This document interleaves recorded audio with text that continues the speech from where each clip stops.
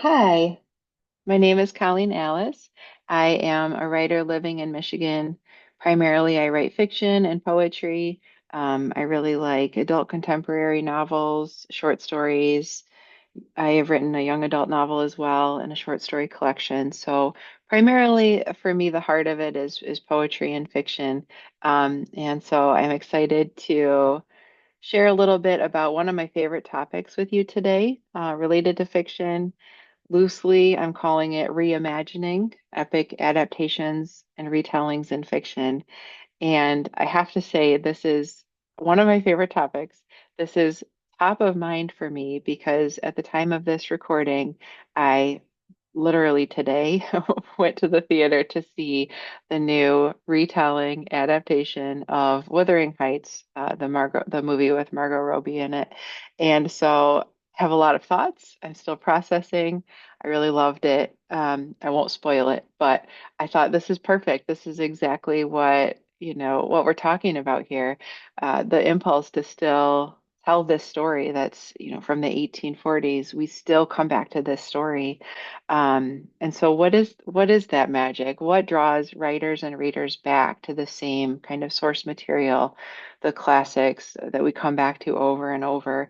And so I want to kind of dive into that with you today and hopefully arm you with some not only philosophical ponderings, but some practical strategies. If you're thinking about trying an adaptation, they're perennially popular, as we just said. I think there's always going to be marketability and retellings for that reason.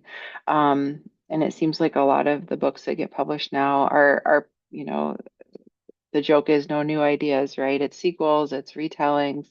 Even when we see what movies come out, there is a lot of just reiterating things we've already seen, stuff that's familiar to us. So I think there's some marketability there to consider if retellings is something you have an appetite to do.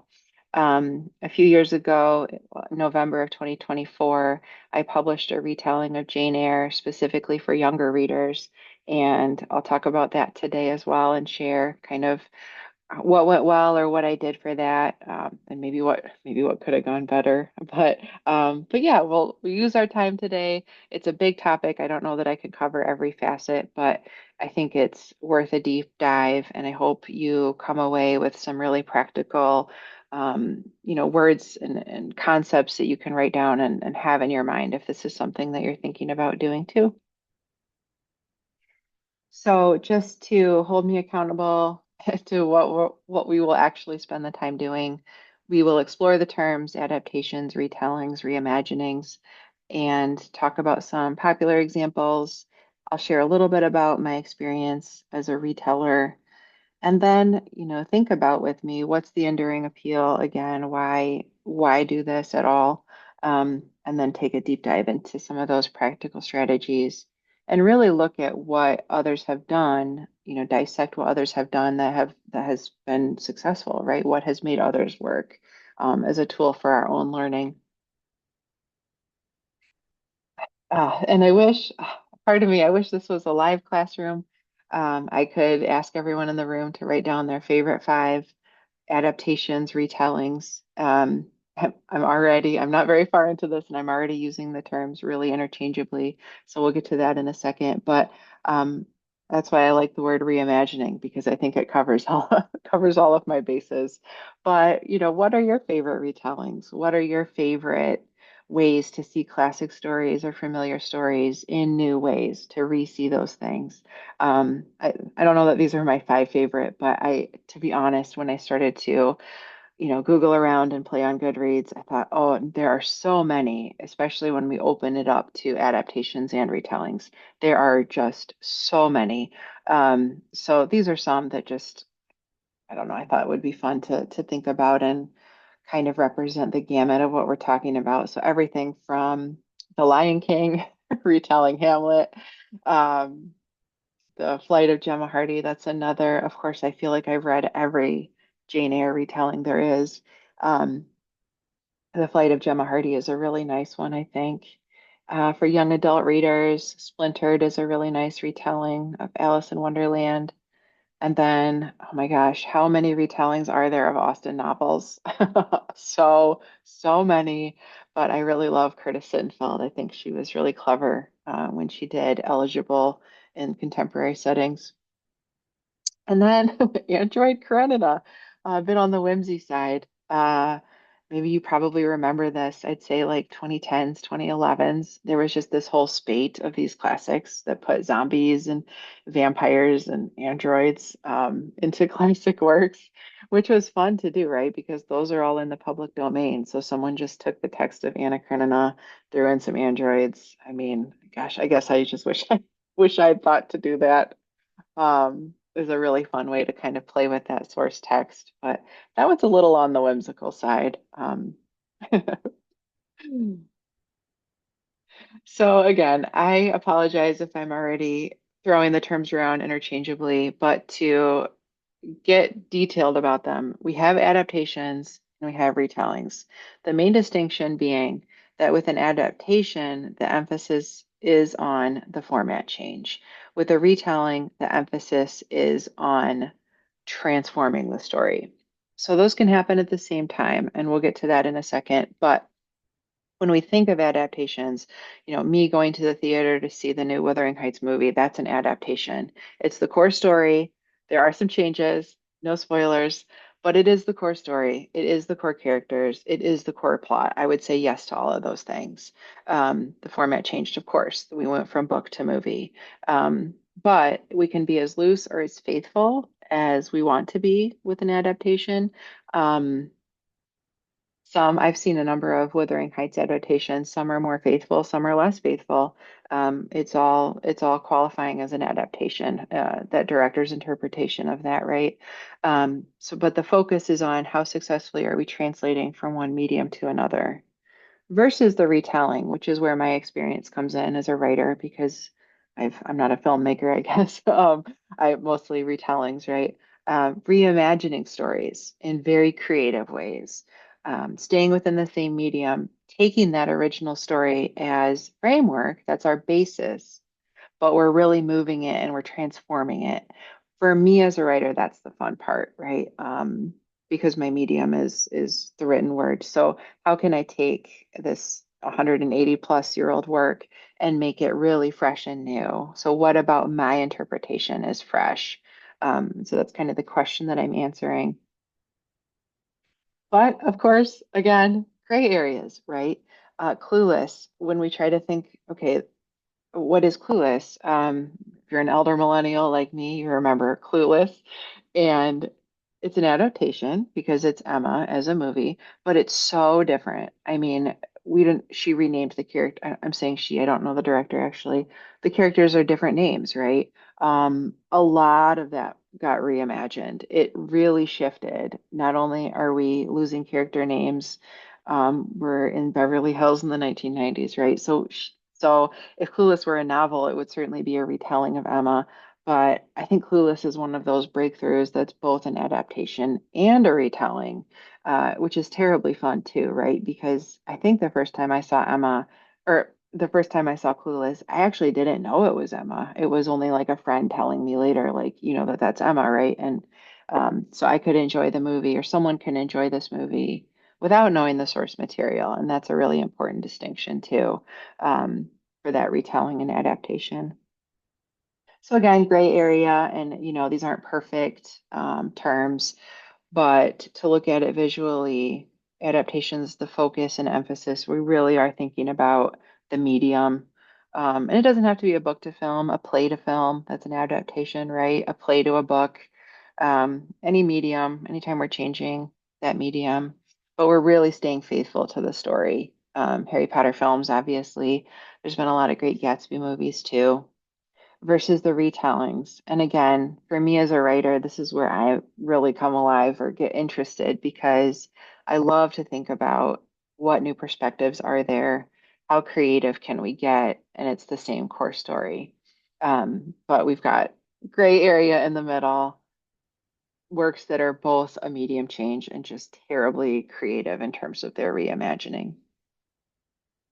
So it's okay too if you use them interchangeably. And if you want to steal my word, reimagining, for me, it's all about reimagining. As we think about revising, re-seeing our work, right, seeing it again, I think about reimagining, just reimagining this whole world all over again. So practical approaches, this is broadly applicable to either or retellings and or adaptations. These are the strategies that I think you can walk away with today if you're thinking about doing this. These are the tools in your toolbox as you think about doing this, right? Perspective shifts. There's a lot of retellings that are from the perspective of a minor character, a different character, right? Um, so the reader gets the story from someone else's point of view. And that incorporates a lot, obviously, a lot of different aspects of the story, just looking at it through literally a different set of eyes. Modernizations and transplantations. I would say this is the one I do most frequently. I like to modernize. I think because it's been so long too, that it's really fun to think about Jane Eyre today. So I'll dive into that in a minute. But thinking about these old stories and what has to fall away. For Jane Eyre, there's not governesses anymore. So, okay, what are you then? Things like that. So modernizing it, putting it in contemporary times. And then, as we said with the Clueless example, just truly transporting. So, from, Jane Austen's high society and tea parties and all that to LA in the 90s with the cell phone and all those quotable lines. Another choice is genre shifts. I think this one's really interesting. Retellings that become, make it a mystery, make it a horror. Um, and I'll put androids in it now. It's like, I guess that's horror, whimsical. I don't know. But it's no longer Anna Karenina, right? It's a different genre. And then, of course, prequels and sequels. I think those are really popular. And that's another way to engage with that source material, but tell the story in a different way. Look at it from the before and the after. And then meta and postmodern, I'll admit this one I understand kind of the least. The example was the series where we'll get to in a minute, but the series where Jane Eyre enters the story, it's like just kind of like, what if the character is in the story? I don't know. What if the author shows up in the book, just like getting really wild with it. I have the fewest examples from this. I think it's probably the most complicated, but I guess it would be like the author showing up or something, something really out there to be meta and postmodern. Yeah, so this is my book. It came out in November of 2024 with Conquest Publishing. And to share a little bit about that experience, I was actually working on a different retelling of Jane Eyre because it's one of my favorite books. And I kind of said this already, but I was thinking about modernizing Jane Eyre. Um, and while I was doing that, I was thinking, okay, what if she was in high school? And I just had this other side thought document running in my brain of what if Jane Eyre were in high school? And I really loved that. And I thought, I'm sorry, skip ahead if you don't want the plot of Jane Eyre spoiled. Skip ahead 1 minute. But I thought, okay, well, if we're in high school, nobody's getting married. They're 17, 18. That means there's no wife in the attic because Edward Rochester isn't already married. And I just started to think, and I got so excited and seeing kind of the walls fall away of the story. What changes? Forget typhoid and typhus. What falls away? And so Helen Burns in my story lives. Famously in the book, she dies within the first 10 chapters at Lowood. So, okay, take away those walls. Helen lives. They're in high school. They're best friends. They share a locker, right? So suddenly that whole story just opened up for me. And I had a lot of fun rewriting Jane Eyre for teenagers and kind of getting away from the heavy like morality of it, I guess. But, S.J. Rivers is another boy at the school who has a crush on Jane. And how did I work out that she was an orphan? And just all of those pieces came to life for me in this story. So for me, retellings are just so fun. And I kept all the characters' names the same. So again, a retelling and it is, I would argue it is the same core story. I took some liberties, but I had to because they were in high school. So I would qualify under this practical approaches slide, right? I fall under modernization and transplantations. I set the book in Michigan, not set in England. It's set in Michigan. I know Michigan. I lived in Michigan all my life, so I put it here. Gave her a snowy winter, and that's something that I could bring to the table. That's who I am. That's my identity as a writer is Midwestern. So I think it's also interesting to think about what do you have? What life experiences do you have that you can bring to the table? I don't, whatever the gamut is, do you have experience in this? Have you been this in your career? Have you been to this place? Have you been in this role? Have you worked in this job?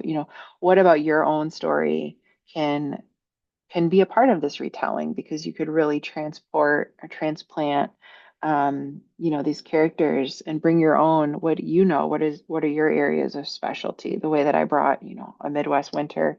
I'm good at that's my specialty. I know Midwest winters, so I could bring that to life really credibly in the story, I think. And so to think about again, why do these reimaginings endure? How is it 180 years later and there's a new Wuthering Heights? So short answer, I think a few reasons. I giving voice to the silenced, like with those perspective shifts that I mentioned, letting minor characters have spotlight. Again, for me, that was letting Helen Burns live. And who would Helen Burns be if she hadn't died? I think in the original book, she only has like 20 lines of dialogue. So I wanted more. What was she going to say if she hadn't died? So that was me giving a voice to the silent character. So if there's a work that you love and you're like, I've always been intrigued by this character, but they're barely in the book, that's a great way to give them their own backstory. Also to challenge the dominant narratives. I mean, frankly, I think there's just something really fun about subverting the story. And everyone might think they know the story of Hamlet or something, but how did the Lion King subvert it? I mean, lions, but in what other ways, right? Were there different factors of empathy built in for Scar, for example? What was challenged with the Lion King from the dominant narrative? Again, the easiest one too, just making the familiar fresh. It's really fun. It's fun as a reader, to read a story that you know the beats, you know the big things, and then the joy of it becomes seeing how the author changed it, modernized it, and made it their own, making the familiar fresh. And as a writer on the other side of the desk, for me, writing that book was a puzzle. Um, and I would just wake up in the middle of the night and think like, oh, I should do this.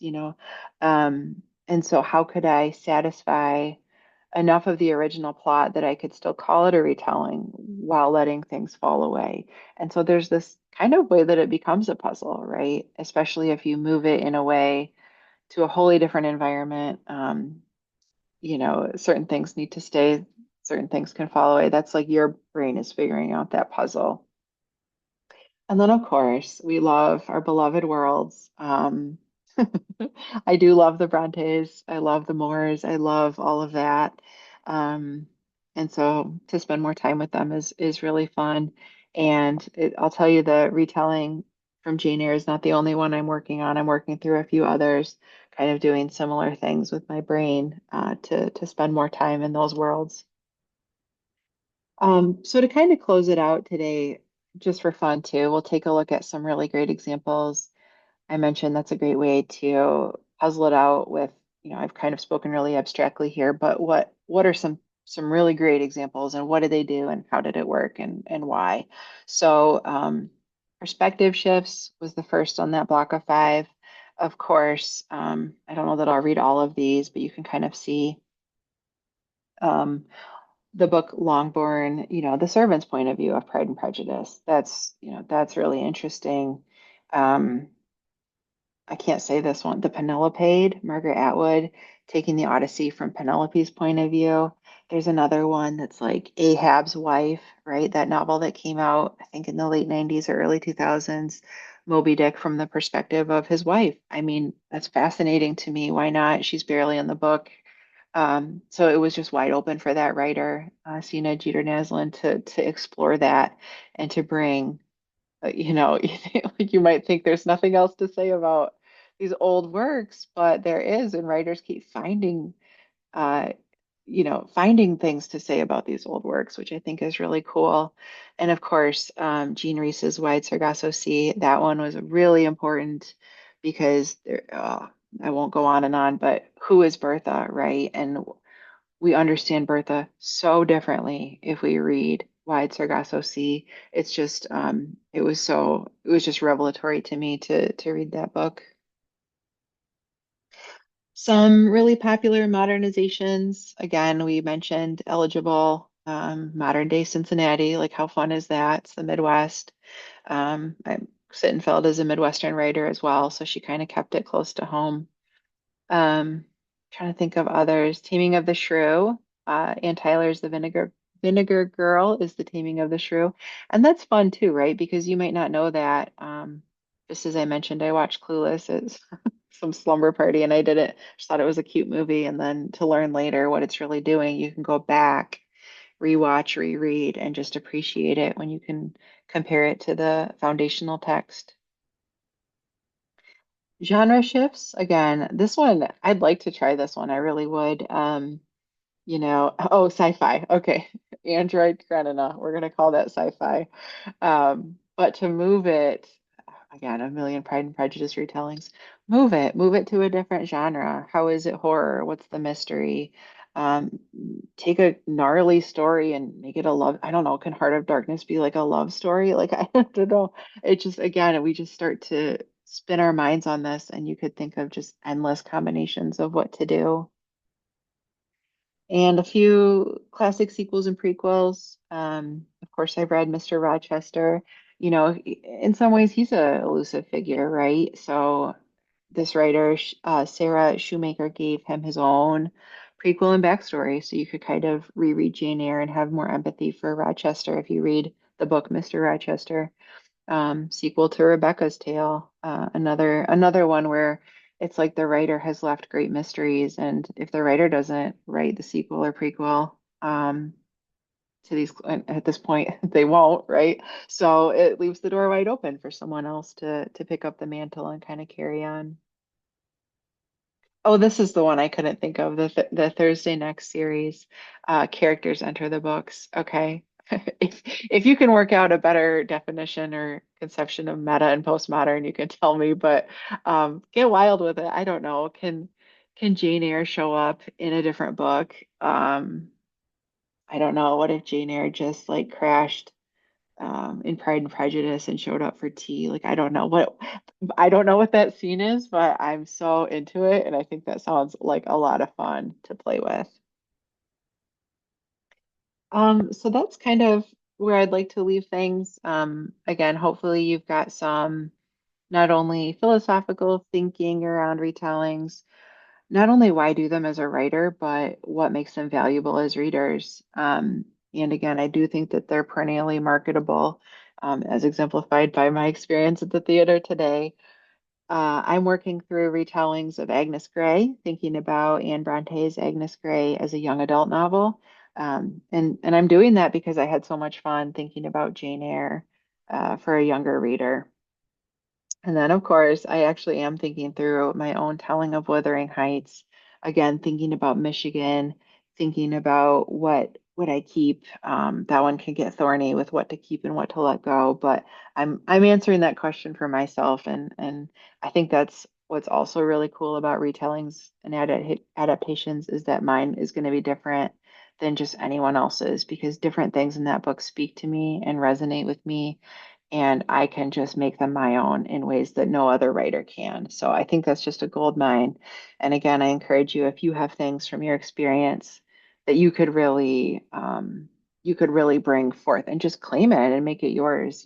These old beloved texts, people get invigorated and excited when they see them take new shape and take new life because it reinforces their places in our lives and and it's just fun. I don't saying the same thing over and over again. I think it's just fun and it's joyful and it's fun.